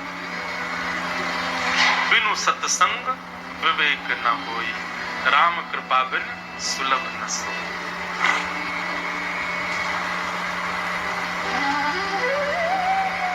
आगे भागवत में वर्णन आता है, 88,000 सौनकादि ऋषि नैमिषारण्य क्षेत्र में मानव कल्याण के लिए यज्ञ कर रहे थे, हम मानवों के कल्याण के लिए। परंतु अनेक वर्षों में पूर्ण होने वाला यज्ञ 2-4 दिनों में ही सब सौनकादि ऋषि परेशान हो गए, क्या करें, मानव कल्याण कैसे होगा। तभी वहां सूत जी महाराज का आगमन हुआ और सूत जी से उन्होंने एक प्रश्न किया। और वो प्रश्न क्या किया कि श्रेयसाम यद् भवेत् श्रेय पावनानां च पावनम कृष्ण प्राप्ति कर्म सस्वत साधनम तत्वदाधुना। महाराज, इस कलयुग में भगवत प्राप्ति का श्रेष्ठ से श्रेष्ठ साधन बताइए। सूत जी महाराज ने यह प्रश्न किया और सौनकादियों के इस प्रश्न पर सूत जी अब कहना प्रारंभ करते हैं। बोले भैया, इस कलिकाल में भगवत प्राप्ति का सर्वश्रेष्ठ साधन यदि कोई है तो वो है सत्संग, और उस सत्संग में भी श्रीमद् भागवत की कथा। आज महात्म्य है ना, भागवत का महत्व बताया जाएगा। क्या क्या महत्व? तो काल व्याल मुखग्रास त्रास निर्णास हेतवे श्रीमद् भागवतम शास्त्रम कलौ कीरेण भाषित। भागवत की कथा सबसे श्रेष्ठ सत्संग है। क्यों? क्योंकि श्रीमद् भागवत में 4 वेद, 18 पुराण, 18 उपपुराण, 18 महापुराण, इतिहास आदि जितने भी हमारे धर्म ग्रंथ हैं, उन सबका सारम सारम समुद्वतम, सबका सार विद्यमान है भागवत में। इसलिए भैया, भागवत यदि श्रवण कर लोगे तो इसका मतलब यह है कि आपने संपूर्ण वेद, वेदांत, उपनिषद, शास्त्र सबका ज्ञान आपको प्राप्त हो जाएगा। इसलिए भागवत की कथा सुनो। भागवत के विषय में बताते हुए सौनकादि ऋषियों ने कहा, भैया ये भागवत की कथा सबसे पहले किसने किसको सुनाई? बोले सबसे पहले ये भागवत की कथा सनक सनंदन सनातन सनत कुमारों ने नारद जी को सुनाई। कैसे सुनाई तब बताते हैं। बोले नारद जी महाराज पृथ्वी पर भ्रमण कर रहे थे और ढूंढ रहे थे, भैया ये पृथ्वी बड़ी योग्य है। इसकी योग्यता जानने के लिए श्री नारद जी महाराज पृथ्वी पर भ्रमण कर रहे थे। कहां कहां गए? अहम तुम पृथ्वीं यातो ज्ञात्वा सर्वोत्तमामिति पुष्करम च प्रयागम च काशीं गोदावरीं तथा हरिक्षेत्रे कुरुक्षेत्रे श्रीरंगम सेतु वंदनम एवमादिषु तीर्थेषु ब्रह्माण्य इतस्ततः। सब जगह गए, सारे तीर्थों में जाकर के नारद जी ने दर्शन किया, परंतु नारद जी के हृदय को शांति नहीं मिली। बंधुओं, लाखों वर्ष पहले, हजारों वर्ष पहले नारद जी ने जो पृथ्वी की स्थिति बताई है, पृथ्वी आज भी वैसी है। अब नारद जी यहाँ पर ये बात कितने वर्षों पहले कह रहे हैं, लेकिन अभी हम अगर आपको बताएं तो आपको लगेगा ये तो अभी भी होता है। ये सब तो नारद जी कह रहे हैं। कैसी है पृथ्वी? बोले सत्यम नास्ति तपः शौचम दया दानम न विद्यते उदर भरिणो जीवा पकारा उदरणम भरिणो जीवा बराकाह कूट भाषिण मंदा सुमंद मतयोः मंद भाग्या उपद्रुता पाखंड निरता संतो विरक्ता सब परिग्रह। मंद बुद्धि है लोगों की। मतलब कैसे? बता दिया गया कि ये काम नहीं करना चाहिए, पाप है, फिर भी छुप छुपा के करने जाते हैं। सबको पता है मदिरा पीना पाप है, मांस भक्षण करना पाप है। तंबाकू के ऊपर स्पष्ट लिखा होता है कि मुझको खाओगे तो मैं कैंसर कर दूंगा, तुमको मार दूंगा, लेकिन आदमी फिर भी खा जाता है। भारत और पूरे विश्व भर के जितने भी देश हैं, उनकी इकोनॉमी ही टिकी हुई है मदिरा के ऊपर। सोचो इससे बड़ी और कौन सी विडंबना होगी। कोविड टाइम जब आया था तब सब बंद कर दिए, लेकिन सबसे पहले खुलने वाले मंदिर नहीं थे, मधुशाला थे। क्यों? बोले भैया इकोनॉमी सुधारनी है तो ये तो खुलना पड़ेगा।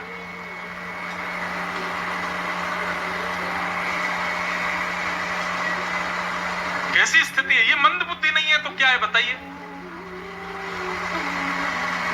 मांस भक्षण, बस 8 मिनट का सुख मिलता है भोजन करने में। कितनी देर का? 8 मिनट। और वो भी हर मिनट में भोजन का स्वाद जो है वो कम होता चला जाता है।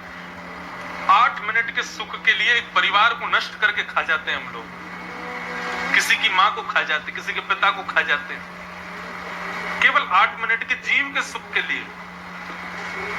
स्वाद केवल तब तक है जब तक वस्तु जीव में, उसके नीचे उसका स्वाद नहीं पता होता। पेट भरना ही तो है बस वो 8 मिनट के लिए एक जानवर को मार देते हैं हम लोग। ये मंद बुद्धि नहीं है तो क्या है?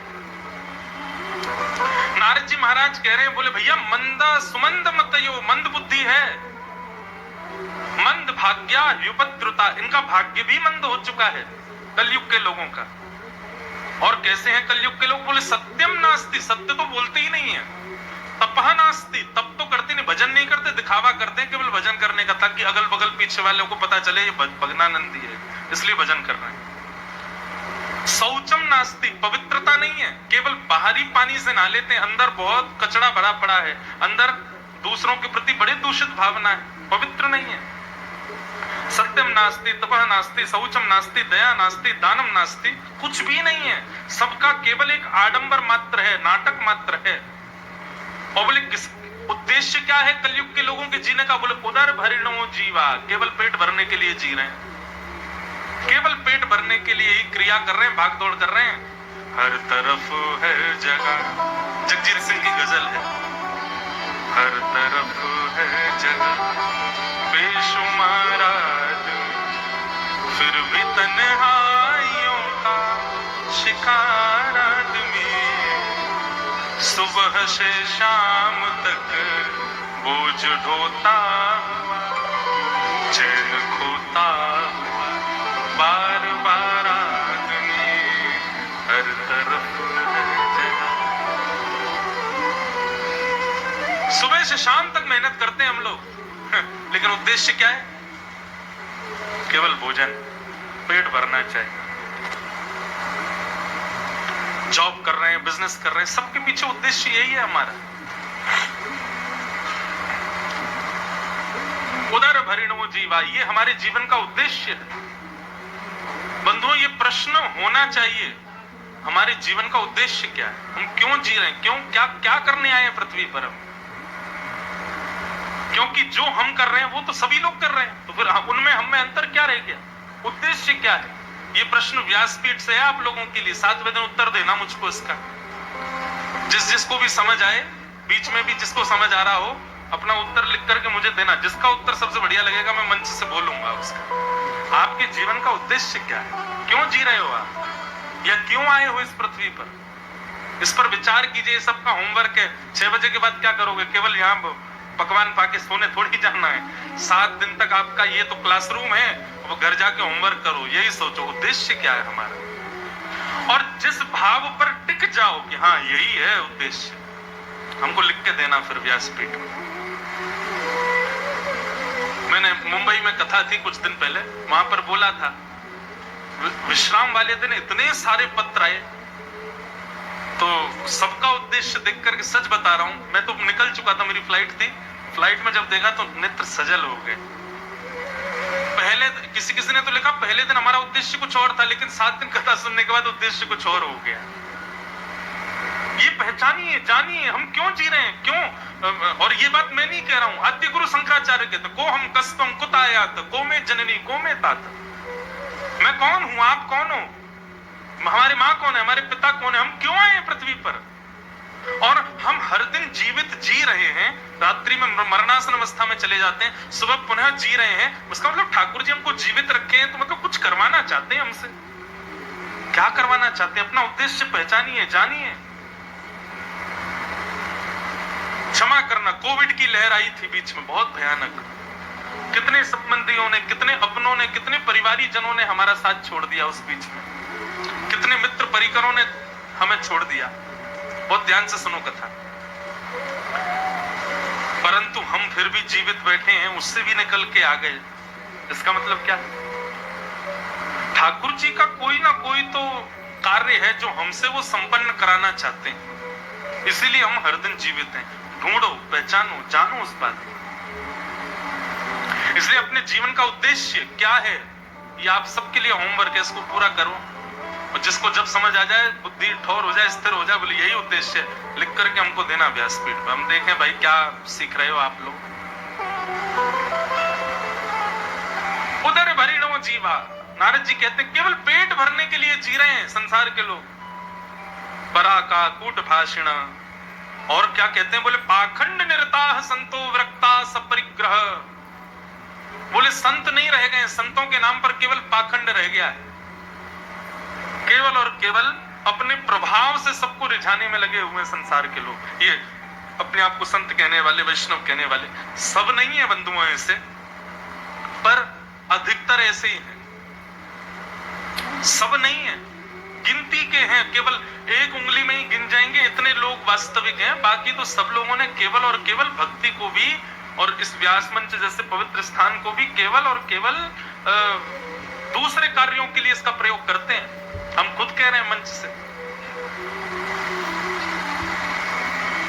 बस इतना कह दें, व्यासपीठ मांगने के लिए नहीं है, व्यासपीठ तो देने के लिए। और देने के लिए भी कोई साधारण नहीं, श्री कृष्ण को प्रदान करने के लिए व्यासपीठ मिलती है। बहुत बड़ा दायित्व है व्यास के ऊपर, और व्यास उस दायित्व को नहीं समझता, इसके लिए उसको भोगना पड़ेगा।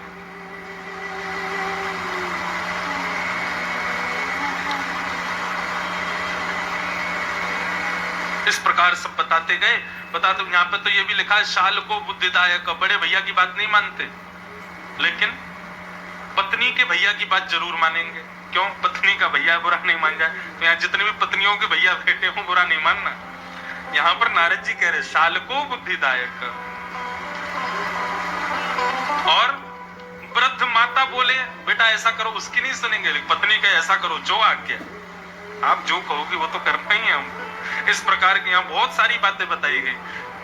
फिर कहा गया शादी जैसे पवित्र संबंध को भी कन्या विक्रय का रूप बताया गया यहाँ पर। बोले क्या कर रहे हैं? बोले कुछ नहीं, केवल मोल भाव लगाया जाता है। हमारे बेटे ने इतनी पढ़ाई करी, इतना पैसा तो लगाना ही पड़ेगा। बेटे को इसी भाव से पढ़ा रहे, बेटा ज्यादा पढ़, क्यों? तभी बढ़िया घर की लड़की मिलेगी, तभी बढ़िया पैसा लगेगा शादी में। मोल भाव होता है, कन्या विक्रय होता है, वर विक्रय होता है। सब बातें बताते हुए नारद जी बोले मैं सब जगह भ्रमण करता करता जैसे ही वृंदावन पहुंचा, तब मैंने वृंदावन में क्या देखा? बोले एक तरुणी, एक युवा कन्या बैठी है, परम सुंदरी है, यमुना के तट पर, और उसकी गोद में दो वृद्ध लेटे हुए हैं। मैंने देखा, मैंने कहा एक युवा कन्या की गोद में बुढ़े क्यों लेटे हैं? मैंने जाकर के उस कन्या से पूछा, हे देवी तुम कौन हो, और तुम्हारी गोद में ये दो वृद्ध जो हैं ये कौन है? तब उसने बताया, अहम भक्ति ऋतिख्याता हिमो में तनयो मतो ज्ञान वैराग्य नामानो काल योगेन जर्जरो।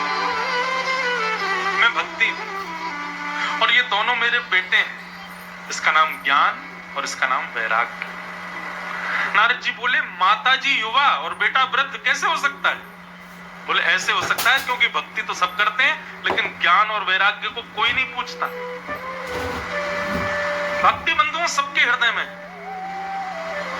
पर ज्ञान किसी को नहीं है, वैराग्य किसी के पास भी नहीं। और माफ कीजिएगा, जहां पुत्र प्रसन्न नहीं है वहां मां प्रसन्न कैसे रह सकती है? ज्ञान का मतलब मैं पुनः कहूंगा, ज्ञान का मतलब विवेक ही लीजिएगा। विवेक का मतलब क्या होता है? सत और असत की पहचान, इसको विवेक कहते हैं। सही गलत की नॉलेज होना, ये विवेक है। जैसे छोटा बालक है, उसको 100 रुपए का नोट दो, फाड़ देगा, लेकिन जैसे धीरे धीरे बड़ा होगा 100 रुपए के नोट दो तो जेब में डाल लेगा। ये उसको क्या हो गया? ये ज्ञान नहीं हुआ, ये उसको विवेक हो गया कि वस्तु मेरी उपयोग की है। छोटे बच्चे को कांच का गिलास दो, फेंक देगा, लेकिन वही गिलास 15-16 साल 18 साल के बच्चे को तो संभाल के रखे। यही विवेक है बंधुओं। बस वस्तु से क्या सही है क्या गलत इसकी पहचान होना, इसको विवेक कहते हैं। हम लोग ज्ञानी तो बन जाते हैं, विवेकी नहीं बन पाते। और जो व्यक्ति विवेकी नहीं बनता उसके हृदय में भक्ति सदैव वृद्धि रहती है, उसके हृदय में सदैव भक्ति बुद्धि ही रहती है। इसलिए भक्ति को प्रसन्न करना है तो पहले विवेक जीवन में लाओ। विवेक आएगा सत्संग से। तो यह है ज्ञान, भक्ति का पहला बेटा। भक्ति के दूसरे बेटे का नाम है वैराग्य। वैराग्य का मतलब यदि हम आपसे पूछें क्या है तो आप कहोगे घर परिवार छोड़ देना, यह वैराग्य है? नहीं, वस्तु का त्याग नहीं, वस्तु के प्रति जो हमारी आसक्ति है उस आसक्ति का त्याग। आसक्ति का त्याग करो। मतलब 56 भोग बने हों लेकिन फिर भी आपकी रचना पर इतना वशीकरण हो कि आप उसको छुओ ही नहीं। कई युवा भाई बहन लोग मेरे से बोलते हैं, हम लोग कॉलेज जाते हैं, हम लोग ऑफिस जाते हैं, वहां के हमारे सब मित्र लोग सब खाते हैं तो हमारा भी मन कराता है। इसका मतलब क्या है? आपके अंदर वैराग्य नहीं। आप वस्तु को देख करके विचलित हो जाते हो। ये विचलन ना होना, इसको वैराग्य कहते हैं। अब किसी ने अपने नाम के आगे लिख दिया ब्रह्मचारी। ब्रह्मचारी का मतलब क्या? जिसका ब्याह ना हुआ हो, जो बाल ब्रह्मचारी हो, बचपन से ही बिल्कुल ब्रह्मचर्य का पालन कर रहा हो, वो ब्रह्मचारी। तो ब्रह्मचारी भी दो प्रकार के होते हैं। एक तो वो होते हैं जिन्होंने 35 साल तक को प्रयास तो बहुत किया, हो जाए कहीं से तो कोई मिले, किसी से तो हो, कोई तो भाए, किसी को तो हम भाए। लेकिन बेचारों ने जब देखा कि अब 40 की उम्र हो गई, बाल उड़ने लगे, अब तो संभव नहीं है। सुनो, हमारे नाम के आगे लिख दो बाल ब्रह्मचारी, कहीं से तो योग्यता मिले। ब्याह ही नहीं हुआ तो क्या करे, बाल ब्रह्मचारी बोल दो भैया सब। एक तो ये है ब्रह्मचारी, और एक ब्रह्मचारी कौन?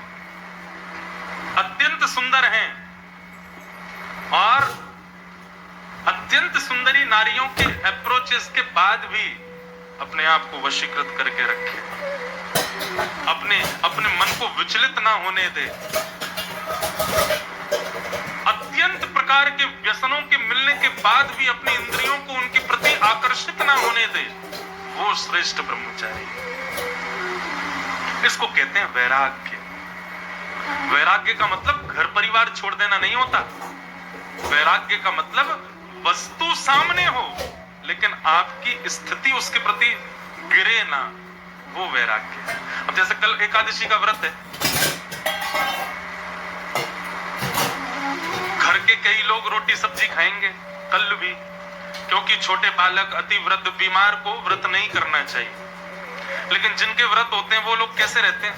भैया सुनो, हमारे सामने मत खाओ रोटी। क्यों? अब तुम खा रहे हो, मन हमारा हो रहा है। आपका व्रत उसी समय टूट गया जिस समय आपका मन हो गया कि ये खा रहा है मैं भी खा लूं। कब द्वादशी आएगी, कब हमारा व्रत टूटे? व्रत उसी समय टूट जाता है जिस समय आप वस्तु के प्रति आकर्षित हो गए। अब अभी परसों वो थी जन्माष्टमी, तो जन्माष्टमी के दिन हमारा व्रत कुछ ज्यादा ही खतरनाक वाला करते हैं। कुछ नहीं पाएंगे, रात में ठाकुर जी का अभिषेक करेंगे, उसके बाद अभिषेक का ही जो चरणोदल होगा उसको पंजीरी में मिला के पाएंगे, उसी से ही व्रत तोड़ेंगे। अब मेरे साथ में दिक्कत यह है कि मेरे साथ इतने सारे लोग रहते हैं, मैं जो करूं जबरदस्ती इनको भी करना पड़ता है सबको। अब हम लोग आ रहे थे ऊना से, हिमाचल प्रदेश से, तो एक पंडित जी यहाँ तो नहीं आए वो, और रास्ता में उनको ढाबे के नाम पढ़ाए थे। मैं गुरुजी आज पता नहीं क्यों ढाबे के नाम और दिनों से ज्यादा बड़े दिखाई दे रहे हैं, आलू के पराठे और ये बोले आज कुछ ज्यादा ही दिखाई दे रहे हैं मुझको। बाकी के दिन इनकी तरफ दृष्टि भी नहीं जाती है, आज आलू का पराठा लिखा हुआ इतना बड़ा दिखाई दे रहा है कि आज चश्मे की भी जरूरत नहीं है। मैंने कहा महाराज आपका व्रत टूट गया। क्यों? क्योंकि वस्तु का नाम सुनते ही आपकी जीभ में पानी आ रहा है, तो इसका मतलब आपका व्रत टूट गया। ये व्रत तोड़िए। व्रत का मतलब ये है कि आपने अन्न छोड़ने की प्रतिज्ञा की, और उस समय 56 प्रकार के व्यंजन भी आ जाएं तो भी आपका मन उसके प्रति विचलित ना हो, तो समझो आप व्रत कर रहे हो। इसको कहते हैं वैराग्य। क्या कहते हैं? मतलब उपभोग की वस्तु सामने हो लेकिन आप अपने ऊपर इतना वशीकरण कर लो। हमारे पूज्य पिताजी महाराज कथा में कहते हैं, देखना इंद्रियों के ना घोड़े भगे, कब उनमें हरदम जो संयम के कोड़े पड़े, अपने रथ को सुमार्ग लगाते चलो। कैसे होगा ये संभव? कृष्ण गोविंद गोपाल गाते चलो। अब एक तरीका सुनो। जैसे ही किसी वस्तु के प्रति आपका मन आने लग जाता हो, सो आंख बंद करके हे बिहारी जी श्री कृष्ण गोविंद हरे मुरारे हे नाथ नारायण वासुदेव, उनको प्रार्थना कर लेना। उसके बाद आप आंख खोल के देखोगे आपका मन नहीं करेगा उसके प्रति। धीरे धीरे इस प्रकार मन हमारा वशीकृत होगा। जैसे ही लगे कि आंखों को कोई वस्तु आकर्षित कर रही, कानों को कोई वस्तु आकर्षित कर रही, या इंद्रियों की कोई भी वस्तु किसी भी भाव के प्रति आकृष्ट हो रही है, उसी समय नेत्र बंद करके बिहारी जी को याद करो, हे बिहारी जी कृपा करो, रक्षा करो हमारी। आप पुनश्च आंख खोल करके देखोगे तो आपका मन उसके प्रति विचलित नहीं होगा।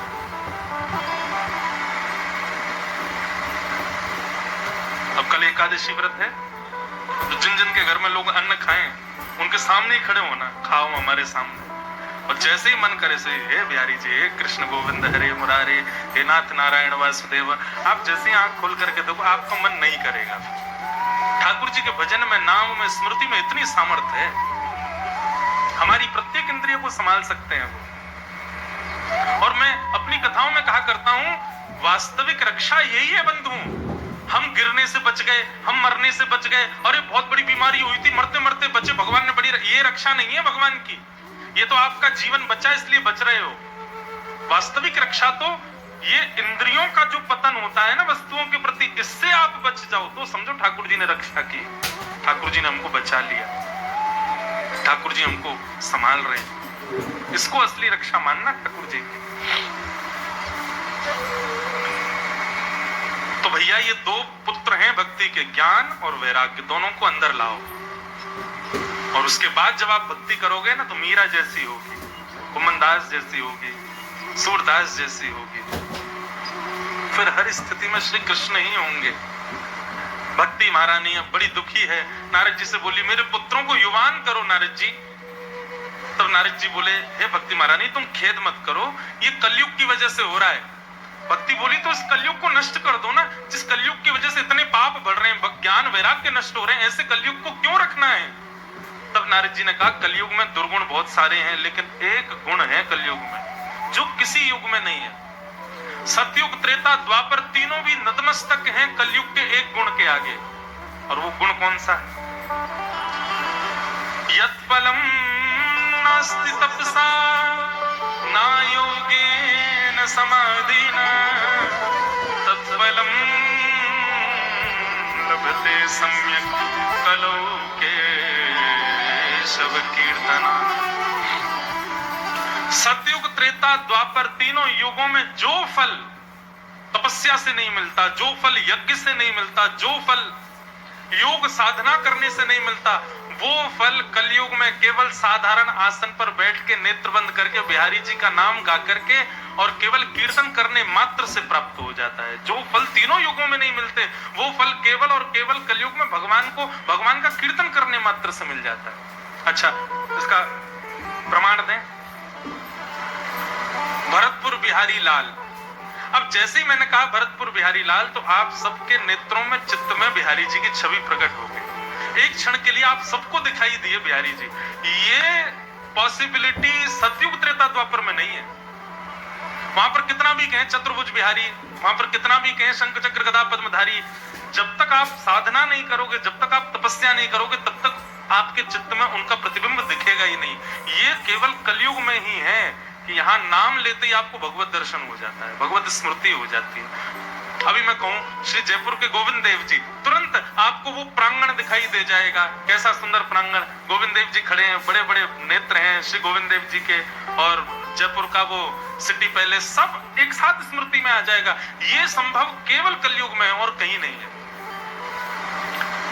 इसलिए नारद जी कहते हैं, बोले भैया 1000 वर्ष तपस्या करने के बाद जिन भगवान की झांकी हृदय में प्रकट होती है सतयुग त्रेता द्वापर में, वो झांकी कलयुग में केवल हरि संकीर्तन करने मात्र से मिल जाती है। इसलिए कलयुग में भगवत प्राप्ति बड़ी सरल है बाकी के युगों से।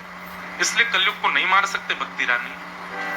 कलयुग में पाप भले ही है, लेकिन बात वही है ना, सबसे सुंदर पुष्प कमल है, लेकिन खिलता कीचड़ में ही है। भक्ति सबसे सहज कलयुग में है, लेकिन कलयुग में पाप बहुत है। इनसे बच जाओ तो भक्ति कर पाओगे। लेकिन अगर भक्ति का मार्ग अपना लिया तो जो सतयुग में नहीं हुआ, जो त्रेता में नहीं हुआ, जो द्वापर में नहीं हुआ, वो कलयुग में संभव है। इसलिए कलयुग बड़ा श्रेष्ठ है, इसको हम नहीं मार सकते। लेकिन तुम चिंता मत करो, तुम्हारे पुत्रों के लिए मैं कोई व्यवस्था करता हूं। नारद जी महाराज भ्रमण करते करते बद्रीनाथ पहुंचे और बद्रीनाथ में उनको भगवान के प्रथम अवतार मिले, सनक सनंदन सनातन सनत कुमार।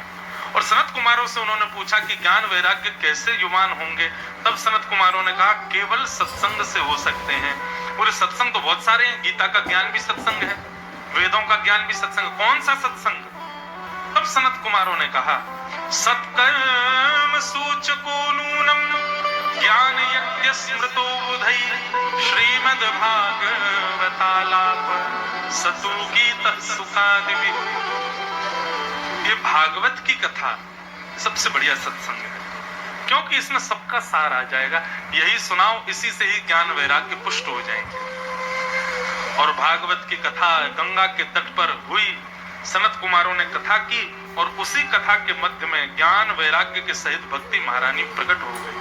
भक्ति सुतौ तौ तरणौ गृहीत्वा प्रेमैक रूपा सहसा विरासे श्री कृष्ण गोविंद हरे मुरारे नाथेति नामानि मुहुर्वदन्ति। ज्ञान और वैराग्य दोनों युवान हो गए और भक्ति महारानी कथा में प्रकट हो गई। ऐसी भागवत की कथा जो ज्ञान वैराग्य और भक्ति को युवान करती है, उस भागवत को हम बारंबार प्रणाम करते हैं। इस प्रकार भागवत के महात्म का प्रथम सर्ग सुनाया गया। भागवत के महात्म का प्रथम भाव यहाँ पर सुनाया गया। कुल वृंदावन बिहारी लाल की